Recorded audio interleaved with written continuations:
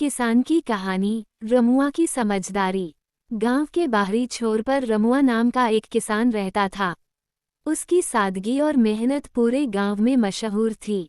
लेकिन रमुआ की सबसे बड़ी खासियत उसकी समझदारी थी, जिससे वह हर मुश्किल को हल कर लेता था।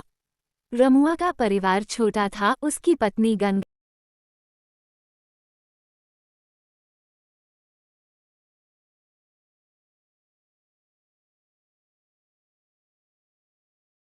गरीब किसान की कहानी। रामू एक छोटे से गांव का गरीब किसान था। वह अपनी पत्नी और 2 बच्चों के साथ एक छोटे से मिट्टी के घर में रहता था। रामू के पास थोड़ी सी जमीन थी, जिस पर वह खेती करता था।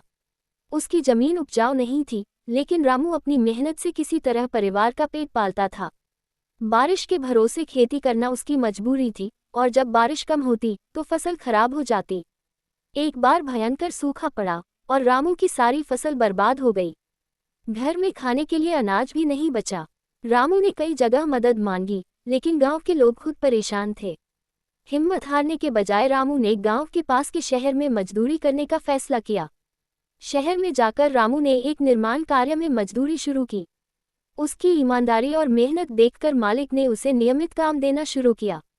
कुछ महीनों बाद रामू ने जो पैसे बचाए, उनसे घर के लिए अनाज और बीज खरीदे।